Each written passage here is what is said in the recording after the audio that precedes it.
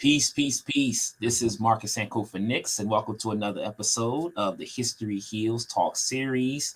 Learn from the past, heal for the future. Habari Gani. All right, this is day 5 of Kwanzaa, Nia. And so, with that, we are going to have a wonderful episode. This is going to be the final episode of this season, season 1. And I'm so honored and delighted to have a beloved elder, a scholar activist, a unwavering pillar in the community that has been holding strong and steadfast the mission and vision of liberation for African people. And so I love this brother dearly. And so Dr. Molefi Kete Asante is with us today. And so we're excited to have him, and we're excited to get into conversation with him. Just let me say a few preliminary things before we have a casual conversation and do what we always do when we connect and when we talk. Dr. Asante and I may not always talk every day. He's busy doing what he's doing for the people where he is, and I'm doing what I'm doing for the people where I am. But whenever we get together and connect, it's always special. Just want to mention before we get into the conversation, we are on Instagram at History Heals. And we are on Facebook, History Heals Consulting, so you can check the platform out there. And then also Marcus Sankofa Nix. I'm on Instagram and I'm on Facebook as well too. On LinkedIn, Marcus Sankofa Nix. You can see what's going on with History Heals Consulting, and you can also hop on YouTube and see this episode after we do it, and you can also see the previous episodes as well. So this is episode 8, and so I'm glad that we could conclude a wonderful season 1 with a bang, with it being Kwanzaa. And so we're going to go ahead and get right into it, because I know that an hour will get away from us very quick and very fast. And so with this platform really centered around centering the experiences of African folk and African Americans from the continent and the diaspora and throughout, and really framing our conversations through the lens of Black experiences, and really focusing on healing and wellness and empowerment and community. I'm so glad to be able to have an opportunity to be able to have a platform such as this, to be able to have therapeutic, thought-provoking conversations and discussions to discuss the important things that need to be talked about to enhance our quality of life. And so Dr. Asante has been one who's been very instrumental in my growth and development. I'm here in my office, and I have a few books that have been very instrumental that he has produced, and this is just a snapshot of some of the works. Afrocentricity. I remember I was a young college fellow learning the nuts and bolts of consciousness and what African centeredness was. This right here was a significant work in my life, and then moving forward, he still continued to produce a number of works. This here, Teacher's Guide for African American History, A Journey of Liberation. So I have the guide, and I also have the actual book itself he's produced. He's continued to still produce works and stuff like that. But with all the things that could be said about Dr. Asante, his work at Temple University, establishing the PhD program for Africana Studies, his travels all throughout the globe, I appreciate him for his humility, his character, and how he always, as busy as he is, devotes time for the people, for the community, and for a brother like myself. So Dr. Asante, welcome aboard. How you feeling? How you doing? Happy Kwanzaa. Talk to the people. Good to have you on. Well, I'm happy to be on your show, Sankofa, because this is actually, as you said, this is the day of Nia. Yes. And I think it is our purpose, at least at this time and in this show and at this moment, to continue to advance the agency of African people. The United Nations just ended. This year, they will end the decade of Africa, but we need to make sure that they advance other decades for Africa, because they did not complete what they set out to do a decade ago. So this is the end. 2024 is the end of the decade of Africa by the United Nations. And yet, in many ways, the conditions of the African people worldwide, those conditions are the same as they were 10 years ago in most places. And sometimes in some places, they're even worse. So I think our task is one that is certainly one that we have to continue. And we have to be consistent. We have to confront injustice wherever it is. We have to advance and enlarge the borders of freedom and liberation. And we have to do that because actually, at this moment in history, the only people that I can see that are capable of doing that with a legitimate aim and with moral high ground are African people. I don't see it coming from the West or the East. You certainly can't say it's coming from any of the major religions. It is coming from African culture. It's the African people. I mean, there's no way in the world that we as African people can look at the killing of 50,000 Palestinians and not assume that there's some people who are able and willing to act in what is an immoral way. And we cannot, of course, even look at uh, the killing of any people and think that somehow that is correct. So we have a great not only opportunity, we have a moral duty, an obligation to speak out of the interests of the ancient African culture of Ma'at. We Ah, we have to show and demonstrate that there's a better way, and that better way is, from what I've seen after many years of study, I've seen that the better way is not through Christianity. It is not through Islam. It's not through Judaism. The better way is through the ancient idea that after thousands of years, the Africans came to know that the best way in terms of relating to other human beings and to the environment was to live in harmony. And that notion of harmony and order and justice and righteousness and truth and reciprocity and balance, these things are at the core of a moral principle that ought to be advanced. And it can only be advanced, I believe, at this moment in history by African people. And that is what one of the goals must be for our people here in the United States of America, throughout South America, throughout the Caribbean, throughout the continent of Africa, and even into Europe and Asia, where African people are. We have got to speak out of the sense of what the earliest Homo sapiens understood after thousands of years living among each other and with each other, and making sure that their posterity would be alive. Otherwise, we wouldn't be here.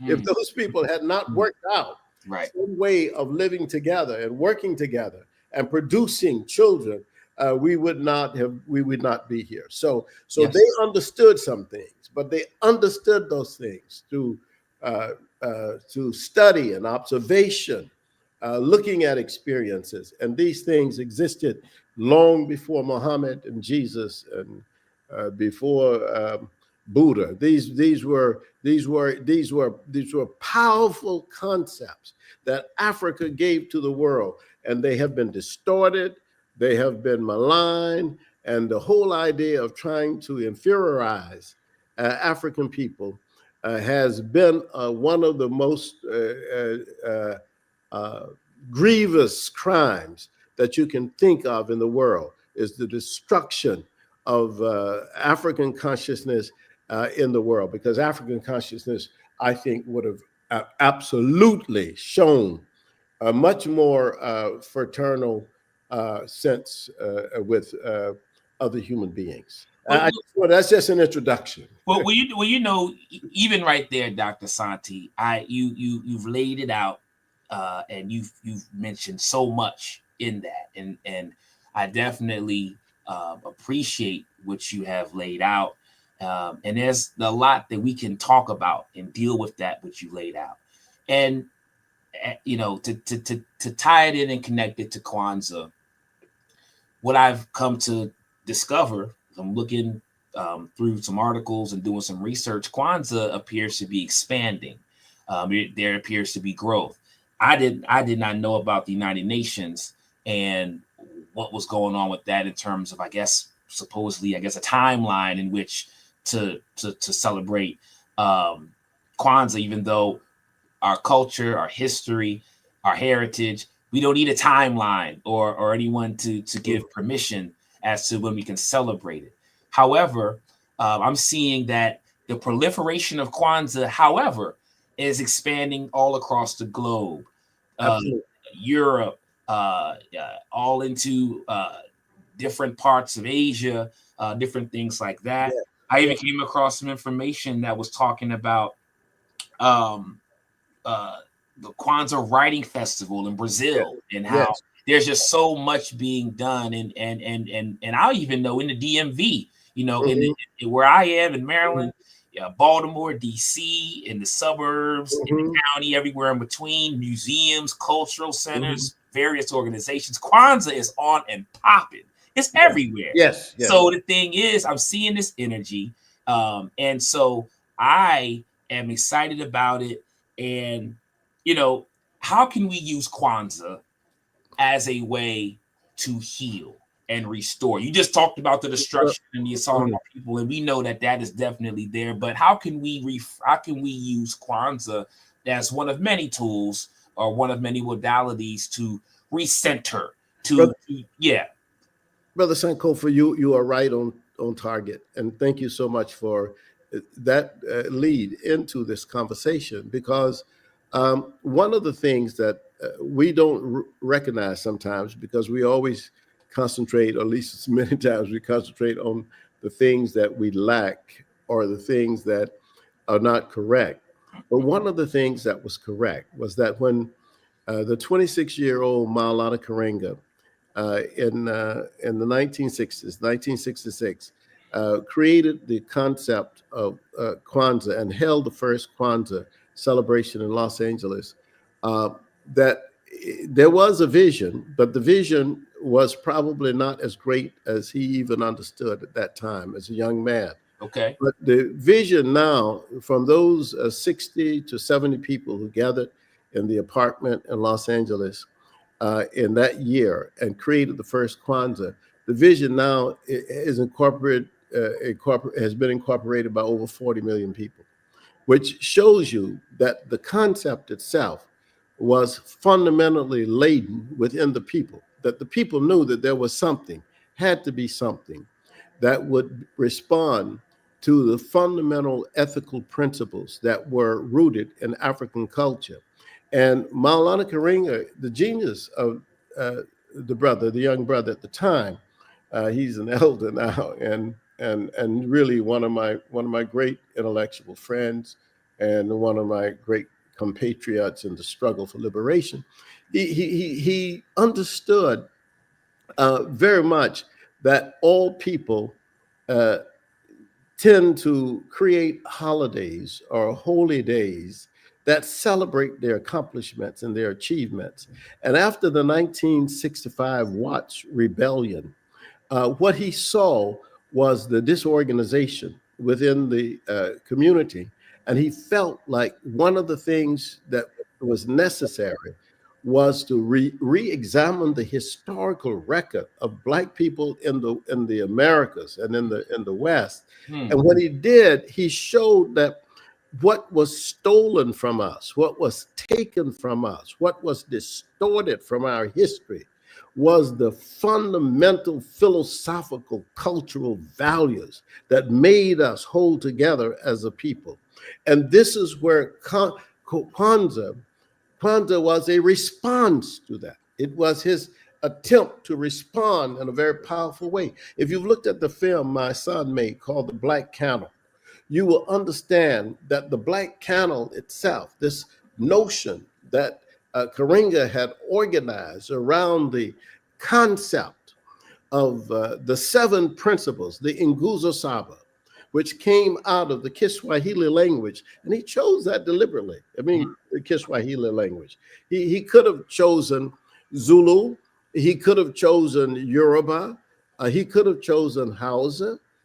He could have chosen Igbo, Wolof. But then you would have big ethnic arguments about why do you choose this ethnic group over that ethnic group, and why do Mhm. you choose this large African language over that one? Sure, So he sure. chose a small ethnic group. They're one of the smallest, the Swahili people, one of the smallest groups, but whose language is spoken by 80 million people in East Africa and Southern Africa. Mm. So the language is larger than the people. And he chose that. And there's no argument. People won't argue about that, you see. And also, it's a very accessible language to us because it's not necessarily a tonal language, Mm. like Yoruba, for example, or Tree among the Asantes. Those languages you have to have the right tone. If you don't, the word may look the same, but it would be different depending on how you say it. But with Okay. Kiswahili, you can say umoja or you can say umoja. It doesn't matter. It Okay. still means unity, you see. So he understood that. So the healing quality of Kwanzaa is that Kwanzaa brings us back to an appreciation and an understanding of those values that were essential to how you build community and how you build society. And this is I've seen it. I've been with people in Salvador, in Brazil, and people in Johannesburg, and even in Cuba and other places, and even in Oslo, where you have black people, Mhm. in Norway, you have black people who say, let's do Kwanzaa. And Yeah. so Kwanzaa is all over. There's no one place. And this is the power of this concept because it's rooted in African culture and Mhm. African festivals. It's rooted in the yam festivals, the new yam festivals, the harvest festivals. All Kwanzaa some people say, well, Kwanzaa is a created holiday. All holidays are created. What you talking about? No holiday it just came out of the sky. All of them are created. And yes, it's a created holiday. And it's Uh-huh. created by an African who had some understanding of history and culture and philosophy and ethics. And by bringing all that together, it has grown into one of the unifying aspects of African culture worldwide. Well, Dr. Asante, let me ask you this. And one of the reasons why I wanted to talk to you is because a lot of times, you know, it's easy to embrace and engage in the celebratory aspect and the celebratory component of Kwanzaa or anything that we deem we want to celebrate. And I agree with you. I mean, Kwanzaa is something that is proliferating and expanding all over. It's rooted in African culture, value, traditions, and I'm glad you even broke down the language. Once again, purpose, the intentionality, and the thought out process that was implemented. And let me raise this up as well too. Another one of your works Thank here, you. Thank you. Malana Karenga, an intellectual portrait by yourself. You Yeah. put this together. Yeah. But what I wanna talk about with you a little bit, Dr. Asante, is there are still myths swirling around about Kwanzaa. Everybody may not view it as something that is empowering. Some may have even had some things to say about Malana Karenga, the founder, different things like that. And as a historian, myself, and with the work you do, also, you know, people say stuff is online. There's misinformation everywhere. Now you got AI all into the mix and into the equation. But when we talk about really debunking some of these myths, people are even new coming into Kwanzaa, so sometimes they may come in misinformed, about what things really are. What are some of the myths? I know you mentioned just a few moments ago how some say, "Oh, well, it's a created or made up holiday, whatever." And you said, "Well, all of them are." But furthermore, is there anything else that you deem in your travels and your experiences that really needs to be clarified or crystallized and really honed in on to really frame Kwanzaa for what it is and not what people might say it is? Well, I no, to be honest with you, when I attended the Kwanzaa in Johannesburg, South Africa, Uh-huh. these issues did not come up. I don't recall anybody raising any of what we call I call them the so-called United States myths. they, Okay. they Okay. created, but they're not the myths in Brazil, Sure. and Sure. they're not the myths that I have seen in Paris. Uh, Occasionally in Paris, I have heard people say things that, well, they heard that in the United States this is this and this is that, but quite frankly, here's the thing: all holidays and celebrations uh, exist. Many times you don't even know who was the first person who created them. You have no idea who organized them, and you don't even know what their values were. But at least one thing is true and proven, and that is for almost if you look at it now, almost 60 years, Maulana Karenga has proven steady and steadfast in his devotion to the liberation of African people. There's no you can't even argue with that. You have no argument with it. The only argument that people have is sometimes, we have these things. I know at my age, at 82, I've uh, I've come to know that by the time you're 82, if you haven't been betrayed by three or four people, then you haven't lived to be 82. But when you're 82, Good tooth, You've 82. been betrayed. You've been betrayed by a lot of people, and you've recognized the insecurity of people who recognize the strength that you bring when you bring a strong, fundamental African orientation. That creates problems for a lot of people, and those people sometimes have personal animus. So personal animus, particularly when people are very passionate about it, seems like, well, it must be a fact there somewhere. But it is just what it is. It is human beings being human beings.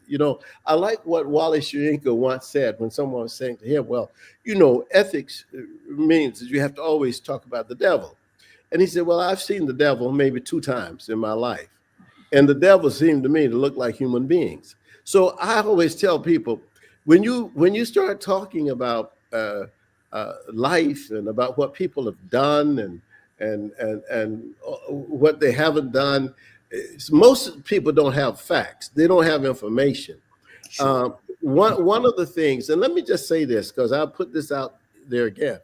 I did write the book that was published by Polity Press in Britain on Maulana Karenga. But let me tell you, most people don't know my own history. I was the director of the Center for African American Studies at UCLA. Um, I became the director of that center in 1969, and that's a long time ago. But one of the things that I immediately recognized becoming the director of the center at UCLA was all of the lies and all of the stories that were swirling around that people had no understanding about. But I also understood COINTELPRO. I understood what the FBI was doing. I understood what was the whole notion of setting up tension between the US organization and the Black Panthers. I understood that. I was relatively young myself, but I understood what was going on because I saw these things play out on the in the university and in the city of Los Angeles and so forth. So I've come to realize that the maligning of Maulana Karenga was essential for many people in the establishment. It was necessary because they saw him in many ways as the new Malcolm. They saw him as a powerful orator. This Hoover wanted to make sure that there would never be another Messiah in the United States among black people. That was one of the things they said. But Karenga had no intentions of being a Messiah. But the idea was anybody who was able to persuade people, to give people this kind of understanding of who they were and what their possibilities were, that these people were considered dangerous. But in the case of Maulana Karenga, his life is proven by his work as a scholar and as chair of a Department of Black Studies, and his support around the world from other people, his honorary doctorate from universities in South Africa. He's proven that he is, of course, as authentic as I believe I understood he was in the 1960s. So this is those frivolous things, I call them frivolous things, they're out there. I'm sure they're out there about me. There are all kinds of things with, oh well, what is he an essentialist, or what is all kinds of stories. I mean, what's his position on this and that, and he's a humanist. This is one of the big ones now about Molefi Asante. He's a humanist. I don't know what that. I have no idea what they mean by that. But at any rate, what I'm saying to you, brother, is that what we have to understand is what is the line, the direct line, and the alignment of people's lives with the task that's at hand, and that task is liberation of African people. So there's total freedom and total justice everywhere. Our battlefront is everywhere. It's not just in one place. It's in the educational establishment and the corporations. It's in political organizations. It's in religious organizations. The battlefront is everywhere. Cabral said it before I did. Well, let me ask you this, Dr. Asante, and I want you to stay right there. And Sister Barr, thank you for tuning in. You're welcome. I'm glad we're having this conversation. And I want, with what you just said, Dr. Asante, in terms of what Amilcar Cabral said, and where our battle, where we're engaging in battle in.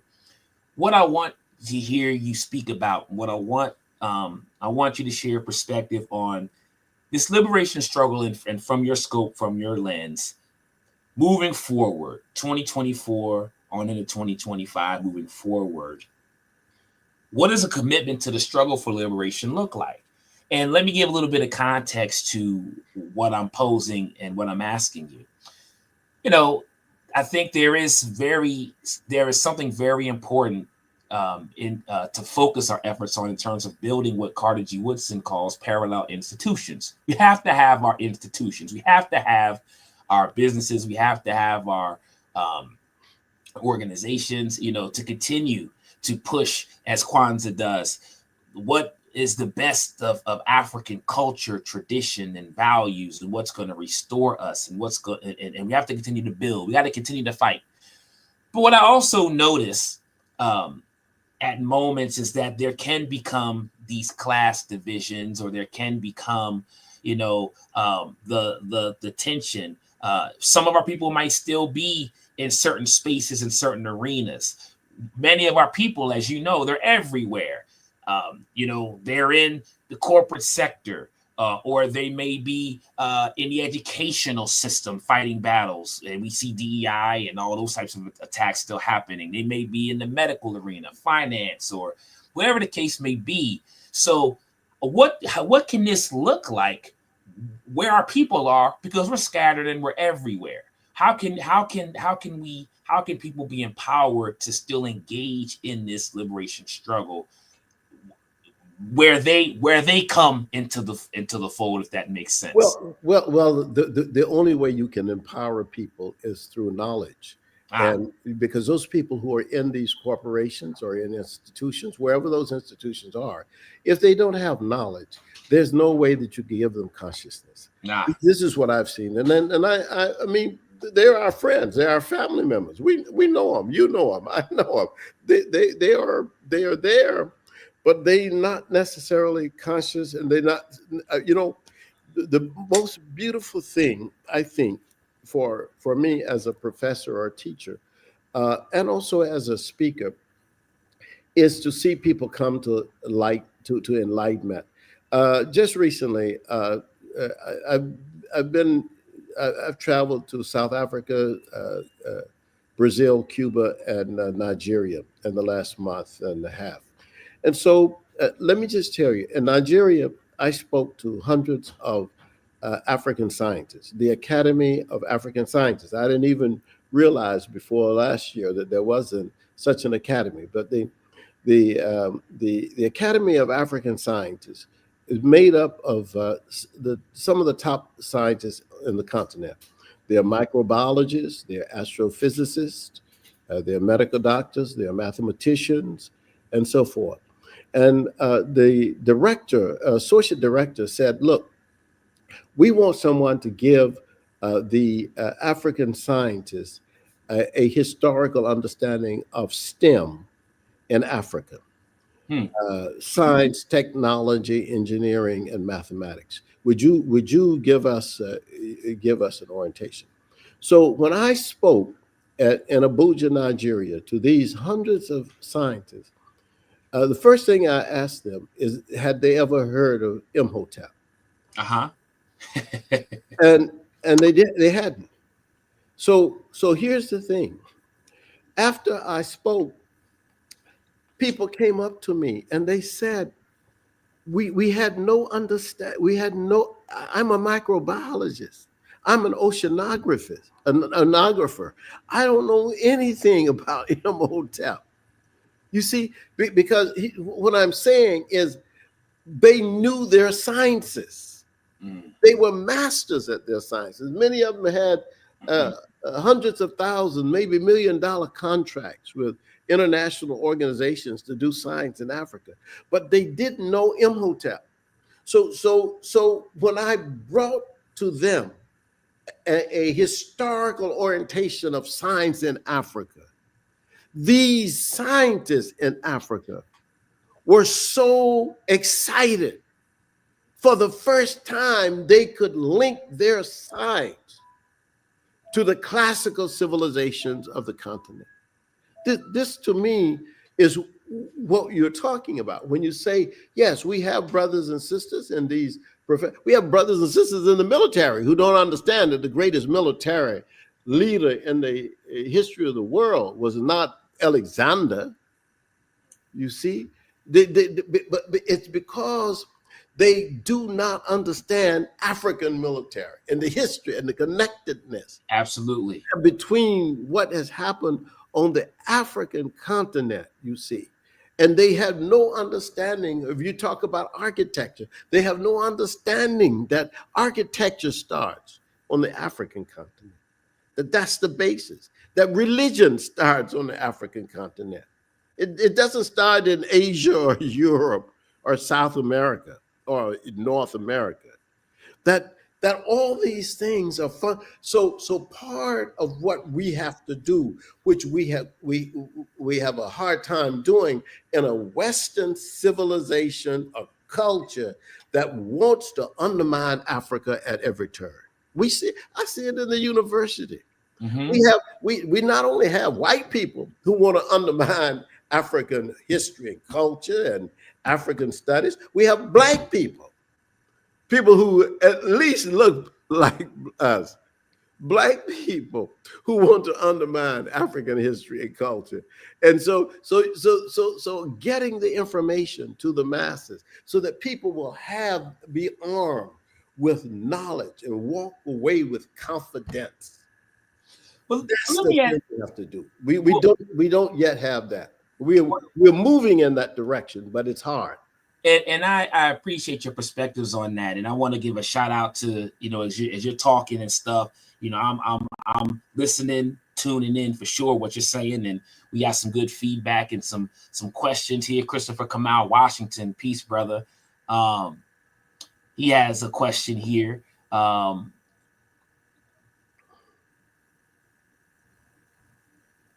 Okay, what is a common enemy within the Black community that we must first address? before our demands can be presented to the government? Okay, that's a question that is asked by brother Christopher Kamal Washington. Thanks for tuning in. And let me also say this real quick. Be sure to subscribe, all those tuning in. We're going to continue to have conversations and discussions like this. But did you want to perhaps Yes, it's a speak good to that? question. Brother Kamal has asked a good question. Brother Kamal, the common enemy that we face is ignorance. That is our common enemy. The common enemy is ignorance, and that ignorance does not necessarily come uh, just from black people or just from white people or any other kind of ethnicity. That it comes from the fact that for us to be able to present or address demands and issues that are common, we have to be on the same page. But we cannot be on the same page if people believe something that is not correct. They have to at least start at the same place and say, okay, let's move from here. I mean, we have family reunions all Mm-hmm. the time. I mean, and that's a growing tradition among African American people. But our family reunions ought to be places where we also teach. Every place has to be a teachable site. We cannot just have places where we go just only to have fun. We should always have fun. We are fun-loving people. That's part of our great charisma as a people. We are noble people in that regard. But we also have to have sites of education. Absolutely. Everything should give us an opportunity to teach people, because once we teach people, that means we are having to overcome 246 years and 100 years of segregation, 246 years of enslavement, 100 years of segregation, which means that we have been enslaved. We were enslaved in this country longer than we have been free. And not only were we enslaved, but we didn't have education. They didn't give us education. So people say, well, black people don't know this, don't know that. Well, we now need to teach, and we need to teach each other. And each one needs to teach one. And as we teach each one, then we make some changes. It's hard, though. It is not an easy task. Speak That's why about that. Speak about exactly. that, Dr. Yeah, Asante. well, it's not an easy task, because what you are fighting against in the African world right now, what we fight against is the Pan-European Academy. And the Pan-European Academy has all of the structures, the apparatuses that creates a ways that make it almost impossible for you to teach truth to African people or to any people. You can't even teach truth to European people, because the systems are in place. The institutions are in place to deny truth to people. And so people don't necessarily get the truth. And I mean, I just came from, as I said, I was in the University of Zululand in South Africa, where the Vice Chancellor, Sister Mtoze, Dr. Mtoze, has said this university will become a node for African thought. This is the first time I've ever heard that in any. We got over 100 HBCUs in the US. I've never heard them say, we're going to become a node for African thought. She said, every discipline will start with an understanding of Afrocentric knowledge. That is the beginning. If you're going to teach our students biology, then teach me first, what did the Africans understand about biology? You're going to teach them mathematics. What were the African concepts or tools of mathematics? If you're going to teach, start with Africa, because right now in Africa, most of the universities are run by Africans, but they are Eurocentric organizations, just like the HBCUs. Most of the HBCUs in this country are Eurocentric. They don't start with an African orientation. There's no classical Africa at the base of all these disciplines that are going on in these black universities. So I'm telling you how difficult it is to overcome the ignorance. You can't overcome the ignorance just by saying, well, we need to overcome the ignorance. No, what you've got to do is to have a procedure. What is the way? My wife started an institute in Philadelphia called the Molefi Kete Asante Institute. What we do at that institute is we teach. That's what you have to do. You've got to break down these barriers that have been set up by the Eurocentric or institutions to keep us from knowledge about ourselves. That's the key thing that we have to do.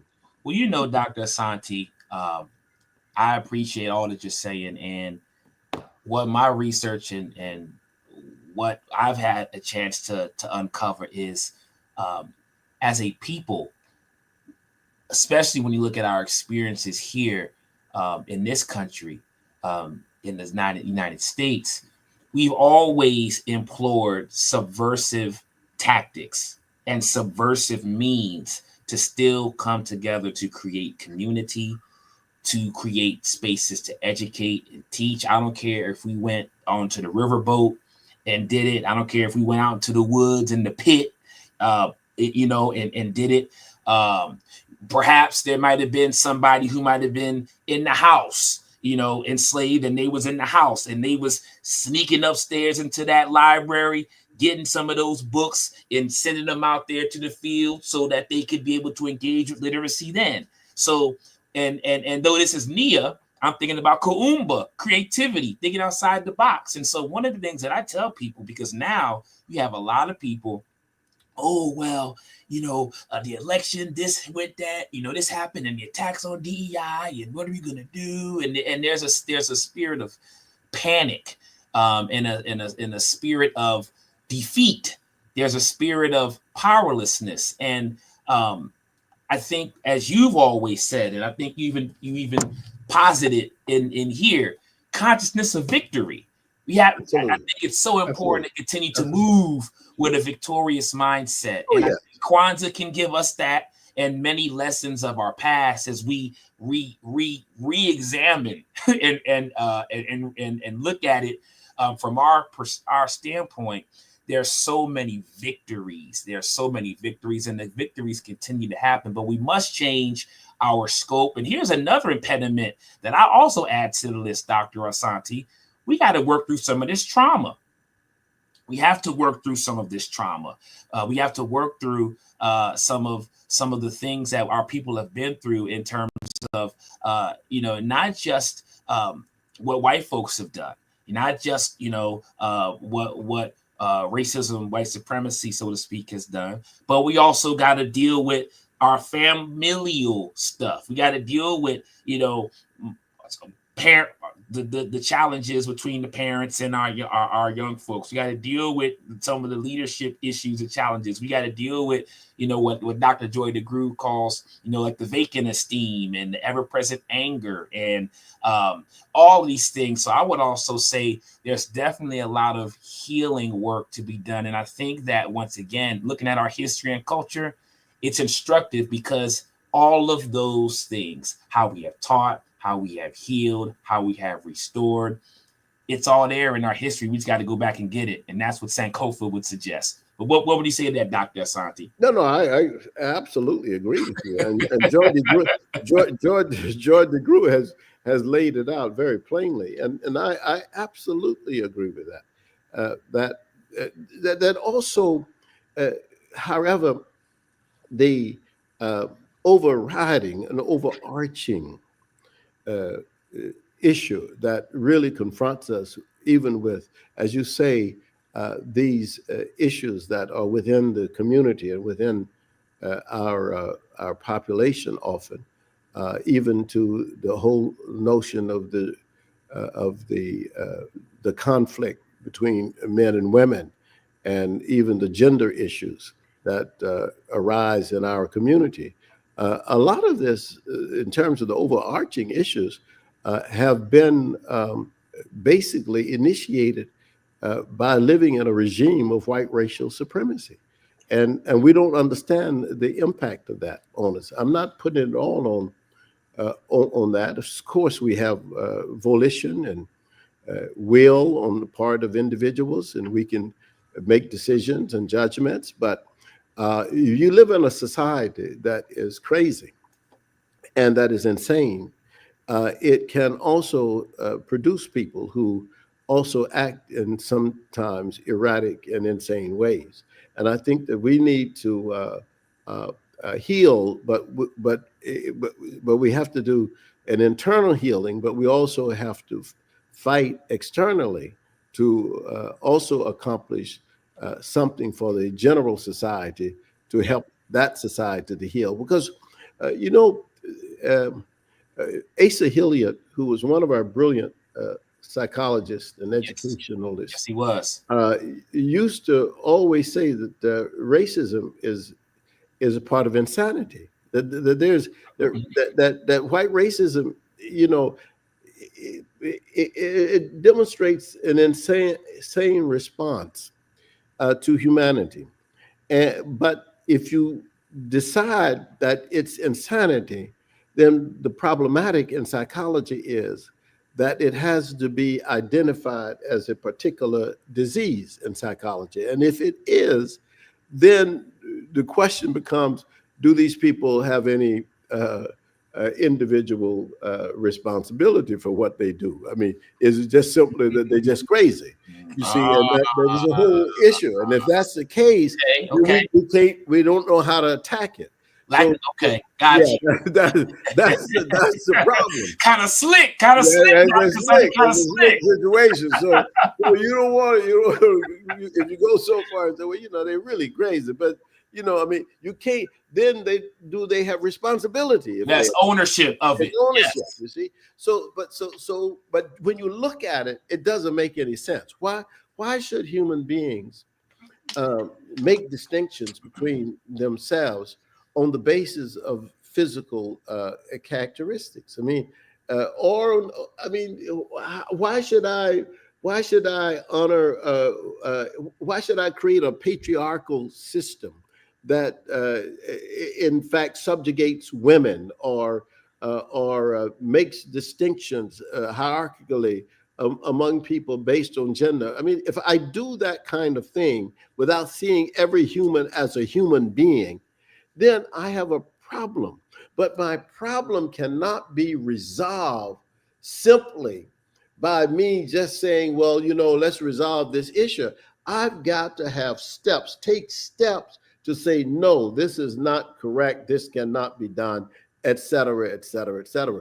But part of where we are as African people is because we are in a society where the system is not aligned to those values, those core Kwanzaa values in Guza Saba that Karenga outlined when he talked about Umoja and Kujajakalia and Ujima and Ujamaa and Nia and Kuumba and Imani, that these values were important values for us to not only celebrate but to practice every day and Well, have them in our lives. You see. absolutely. Well, Dr. Asante, we got about 10 more minutes left, so to speak. And this is not the end at all with us coming together and connecting, but and things have been so aligned and it flowed perfectly in our conversation today. You talked about the practicality of these principles, seven of them, in Guzo Saba. So, um, what are some practical ways that we can embody these principles beyond just the 7 days, daily, year round? What can that look like? I know for me, events are always great, and I love doing it. I also enjoy doing stuff in home domestically, and it's an opportunity to be able to teach my daughter, elements of our culture and our history, introduce her to our ancestors. But what are some practical ways we can actually embrace and embody those seven principles and take and take it from a more surface standpoint to something of more substance? Well, thank you very much. I think that I live in Philadelphia, and in Philadelphia we have perhaps the largest, or one of the largest African festivals every year here, called Odunde, and we hold that festival this year. I think it's going to be around June 8th. The Odunde Festival. We'll have 100,000 people or more come to Philadelphia to celebrate Odunde. But what Bumi Fernandez, the sister who runs it, has done, and she inherited this from her mother, Lois Fernandez, who started Odunde. They have now a program they call Odunde 365.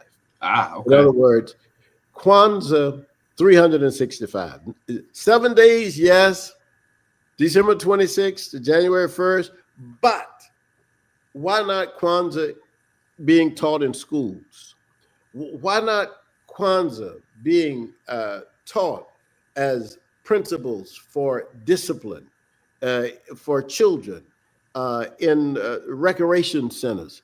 Why not use these 7 principles in an active, profound way in our families? Hmm. 365 days here.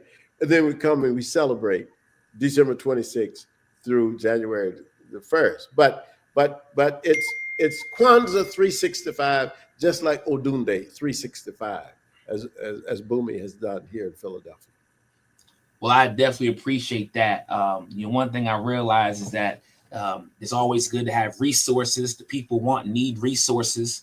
Um, Here's a great resource right here. Wonderful. Kwanzaa, a celebration of family, community, and culture by Malana Karenga, Yes, the founder.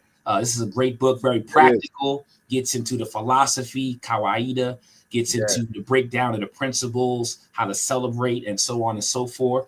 And then a book that has been really, really instrumental for me as well, too. Introduction to Black Studies. This is a powerful book right here as well, too, and I've learned a lot from it. Thank you. And so, Those are 2 great books, brother, by the way. Those are very great books. And we use Introduction to Black Studies at our university. And yes, yeah, the Kwanzaa book is official, the official. official book. Yes. Definitely. So I would say tap into Kwanzas that are being given by local organizations, Yes. cultural centers, wellness centers. I know some local libraries are doing things. I know museums are doing And some things. churches are doing And things. churches are doing things Yes, as yes, well. yes. I know. Yeah. There's even some. So There's yeah. There's even some Kwanzaa gatherings that are going to be taking place in people's homes. that's right. So the culture is very fluid. It's very Yeah. flexible. Once again, I just want to tell everybody who's tuning in to like and subscribe. We're going to continue to have episodes such as this, and don't worry, Dr. Asante will be back to bless us as well. I'm not going to let him get too far. Thank you. Dr. Asante, what are you currently working on now? What have you just produced? And if anybody wants to perhaps connect with your institute and the work you're doing in Philly, go ahead and give them that information before we wrap it up for today. Yes, for the institute, you can go to www.themkainstitute.com. The, you have to put the mkainstitute.com. And you will get our calendar, you get our program, and so forth. I am working on 4 books right now, but the one that will be coming out soon probably is the one on Du Bois. It's called Reading W.B. Du Bois, a critique, a Afrocentric critique of the color line. And this Ah, is by me and Dr. Aaron Smith. And then, of course, the book on the African diaspora. I'm doing a book which will deal with various the diasporas in Brazil, in Mexico, in Asia, the African diaspora. So all of those 2 things are out there, and there are other books. There's a book on Black Studies that I've just finished, which is called advancing agency. The idea of advancing agency everywhere in the system, all the institutions. That book is finished and is not yet in production. And then there is a book that I've done for the Universal Right Publications Company, which is called Indexicality. It's a method for doing Afrocentric research. So there are things happening. sure. and I know that they will continue to happen. Definitely appreciate you for sure for being with us. For those who want to definitely stay and yes, shout out to brother John Logic. Appreciate the brother behind the operation, making it happen, and he's putting up some of the graphics and Oh, everything thank you. that Dr. Asante just shared. That's Um, great. Instagram at History Heals is the tag. Facebook at History Heals. LinkedIn, Marcus Anko for Nix. Hop on historyhealsconsulting.com. Speaking engagements, educational consulting, museum consulting, professional development, workshops. The support and resource is right here. So feel free to reach out. Nix historian at gmail.com. Feel free to reach out. Um, definitely glad to have you on here today, Dr. Asante. How are you gonna celebrate Kwanzaa? This last thing I'll ask you: what you doing around this time? I know. Well, we have family celebration with family members and also with visitors to our home. We've been celebrating already. So Okay. yeah, we this is and of course we had the pre-Kwanzaa celebration at the Molefi Kete Asante Institute last Sunday. So Absolutely. yeah, we have a big community celebration, and we believe that it's essential. And as I said, the film The Black Candle by M.K. Asante is normally now. I mean, people are showing it Okay. as well. It's on YouTube. You can show that film, and people will get an idea also of the meaning of Kwanzaa. In fact, Dr. Karenga is on that film as well. So that's Good stuff. Good stuff. Well, we're going to go ahead and wrap it up. Much love to those tuning in, giving comments, those who liked and loved what you heard and bared witness to today. We're going to continue to keep it coming. Next time you see us will be in season 2. But until then, definitely go to YouTube and see this and all the previous episodes. Peace, blessings, happy Kwanzaa to all. We're out. See y'all next time. Here is Peace. Kwanzaa. All right. All right. Bye bye.